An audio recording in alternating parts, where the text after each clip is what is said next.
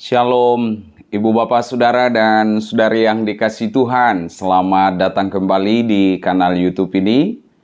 Kita mempersiapkan hati kita untuk belajar dan mendalami firman Tuhan dalam Injil Matius pasal 22 ayat 1 sampai dengan ayat 11. Kita awali dengan berdoa.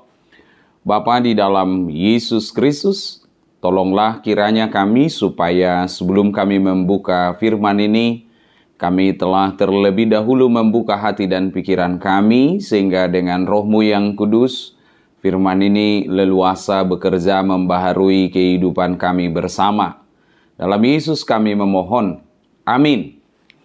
Inilah Injil Yesus Kristus menurut Matius pasal 22 ayat 1 sampai dengan ayat 14. Saya bacakan dalam terjemahan Alkitab, Lembaga Alkitab Indonesia, versi TBLI 2, terjemahan terbaru. Yesus berbicara lagi dalam perumpamaan kepada mereka, kerajaan surga seumpama seorang raja yang mengadakan perjamuan kawin untuk anaknya. Ia menyuruh hamba-hambanya memanggil orang-orang yang telah diundang ke perjamuan kawin itu, tetapi orang-orang itu tidak mau datang. Ia menyuruh lagi hamba-hamba lain, pesannya, katakanlah kepada orang-orang yang diundang itu, sesungguhnya hidangan telah kusediakan, lembu-lembu jantan dan ternak piaranku telah disembelih. Semuanya telah tersedia, datanglah ke perjamuan kawin itu. Namun orang-orang yang diundang itu tidak mengindahkannya. Ada yang pergi ke ladangnya, ada yang pergi mengurus usahanya, dan yang lain menangkap hamba-hambanya itu, menyiksanya dan membunuhnya. Murkalah raja itu, ia pun menyuruh pasukannya ke sana untuk membinasakan pembunuh-pembunuh itu dan membakar kota mereka. Sesudah itu ia berkata kepada hamba-hambanya, perjamuan kawin telah tersedia, tetapi orang-orang diundang tadi tidak layak untuk itu. Karena itu pergilah ke persimpangan-persimpangan jalan dan undanglah setiap orang yang kamu jumpai ke perjamuan kawin itu. Lalu pergilah hamba-hamba itu dan mereka mengumpulkan semua orang yang dijumpainya di jalan-jalan, orang-orang jahat dan orang-orang baik, sehingga penuhlah ruang perjamuan kawin itu dengan tamu. Ketika raja itu masuk untuk bertemu dengan tamu-tamu itu, ia melihat seseorang yang tidak berpakaian pesta. Ia berkata kepadanya, "Kawan, bagaimana engkau masuk kemari tanpa mengenakan pakaian pesta?" Namun orang itu diam saja. Lalu kata raja itu kepada pelayan-pelayannya, "Ikatlah kaki dan tangannya dan campakkanlah orang itu ke dalam kegelapan di luar. Di sanalah akan terdapat ratapan dan kertak gigi, sebab banyak yang dipanggil, tetapi sedikit yang dipilih." Demikian firman Tuhan. Ibu bapak saudara, salah satu yang paling dalam dan menarik dalam perumpamaan ini adalah raja memilih cara yang paling murah hati. Raja memilih cara yang paling murah hati untuk menghormati putranya.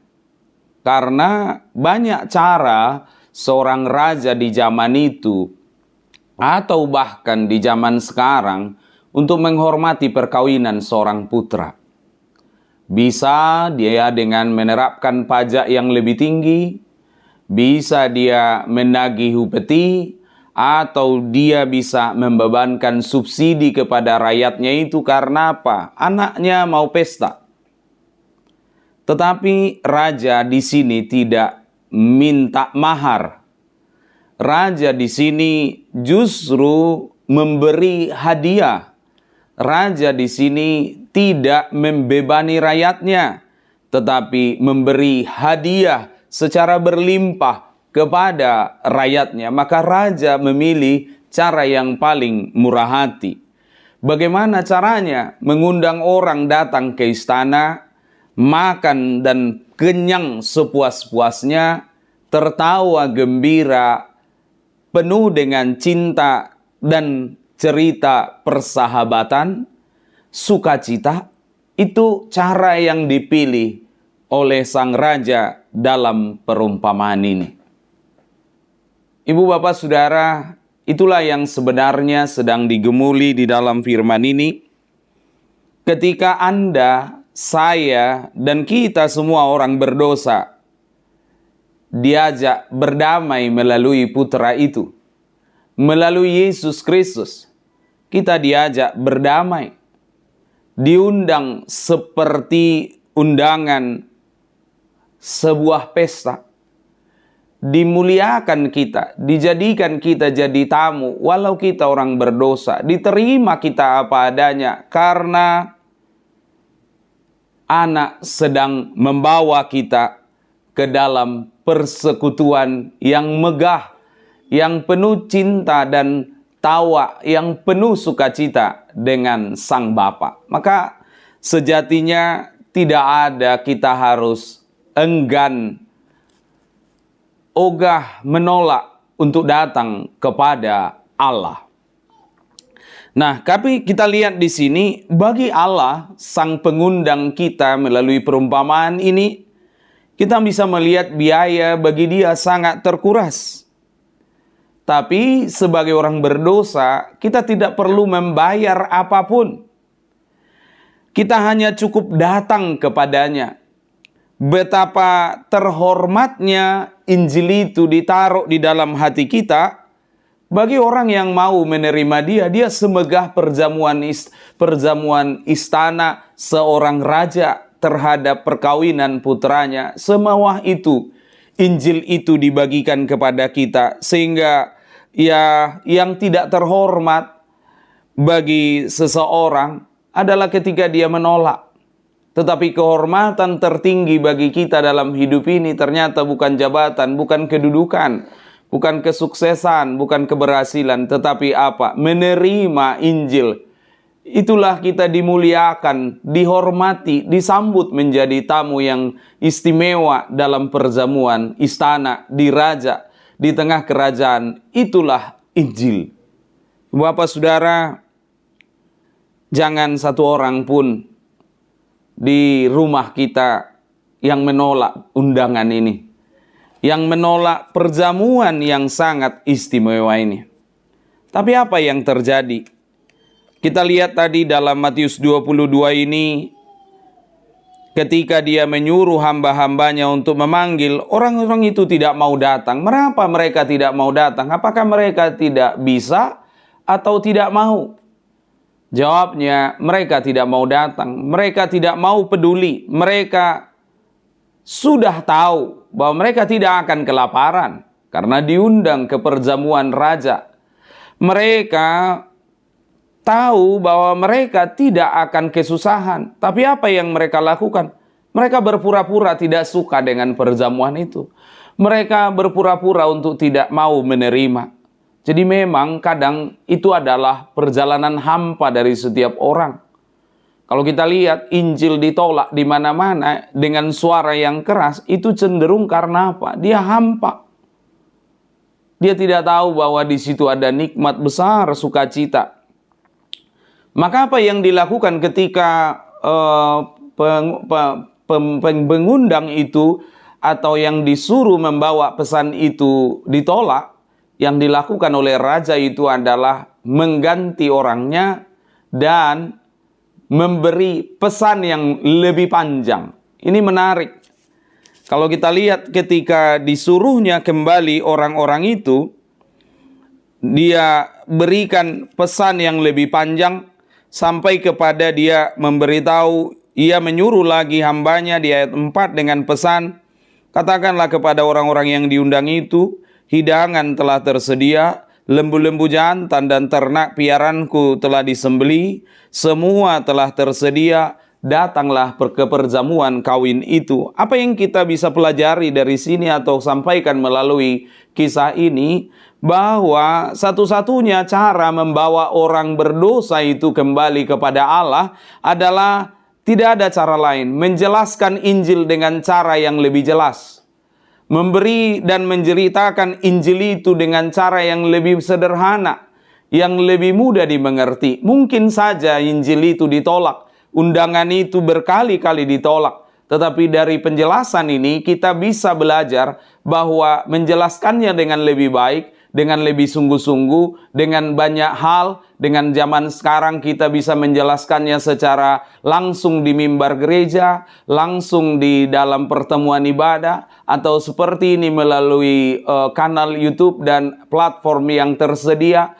Tujuannya semata-mata karena Injillah yang mampu membawa orang kembali, orang berdosa itu kepada Allah, atau kemudian dengan menjelaskan Injil secara lebih banyak, lebih luas, lebih terang, lebih benderang, disitulah orang-orang akan kembali. Karena apa? Injil itu lautan cinta, ibu bapak saudara.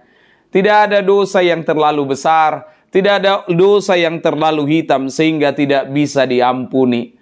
Injil itu mengundang setiap orang berdosa itu datang ke perjamuan.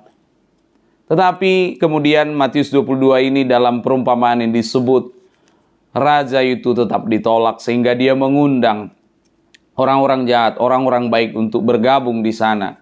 Tetapi ketika bergabung pun di ayat 11, ternyata ada orang ketika raja itu masuk bertemu dengan tamu-tamunya, ada orang yang tidak berpakaian pesta. Ini bukan bahasa harafiah yang harus dilihat, tetapi pakaian di sini bukan soal apa yang kita pakai, tetapi ujian kesetiaan karena dia masuk ke dalam pertemuan ibadah itu, tetapi dia sadar bahwa dia salah, tapi dia tidak berusaha untuk berubah. Dia tidak berusaha untuk menyesal karena dia lain sendiri daripada kawanan yang datang kepada pesta itu. Jadi datang dia, tapi sebenarnya kedatangannya bukan untuk mau menghormati, tapi kalau bisa di depan meja raja itu dia menghina sang tuan itu. Ada banyak orang sebenarnya datang ke gereja, tapi sebenarnya aslinya dia mau menghina Tuhan. Dia memberitahu bahwa dia lebih hebat, lebih kuat dari Tuhan. Orangnya di mana? Di gereja. Tapi bicara tentang bagaimana hidup, dia berusaha, dia bahkan lebih parah dari orang-orang yang tidak mengenal Allah. Dia menghina Allah, dia merendahkan Allah, dan lain sebagainya. Andai saja kau Tuhan bisa menciptakan buah dari pohon ini sebesar labu ini, katanya kepada pohon mangga, maka saya akan mudah mengerti. Karena labu ini batangnya kecil tapi buahnya besar. Tapi kemudian mangga ini batangnya besar tapi buahnya kecil, lebih kecil jauh dari buah labu. Keliru kau Tuhan. Banyak orang yang datang ke gereja tapi sebenarnya dia mengolok-olok Tuhan.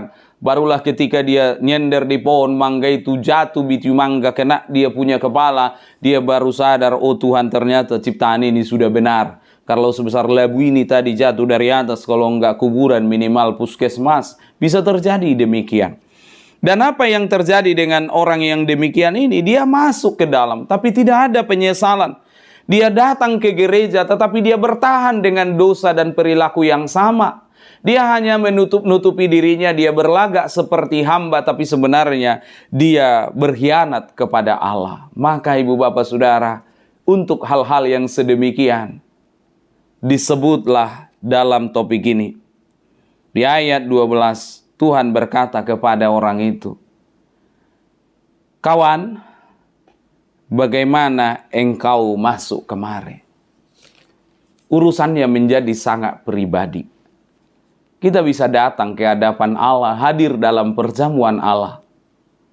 Tapi ketika kita memberontak, ketika kita tidak setia dengan Dia, urusannya bukan urusan mereka. Urusannya bukan urusan majelis. Urusannya bukan urusan pendeta. Itu urusanmu pribadi dengan Tuhan. Urusanku secara pribadi dengan Tuhan. Banyak yang terpanggil, tapi sedikit yang terpilih. Orang-orang yang mau setia dan datang di perjamuan Allah. Amin. Kita berdoa. Terpuji-puji dimuliakanlah Engkau ya Allah Bapa di surga, yang datang dengan caramu yang paling murah hati, penuh kasih, menyatukan kami ke dalam Engkau melalui pengorbanan anakmu Yesus Kristus. Sehingga kami semua diundang menjadi masuk ke dalam Injil yang telah menjadi daging itu, yaitu Yesus Kristus. Sehingga kami tidak boleh dan tidak perlu lagi berdalih, karena Engkau menyediakan hidangan. Kami tidak akan kelaparan. Kami akan selalu penuh dengan sukacita, tawa, dan gembira ketika kami selalu ada bersama-sama dengan Engkau, menerima undangan-Mu dalam kehidupan kami. Terima kasih Tuhan untuk perjamuan ini. Dalam Yesus kami bersyukur. Amin.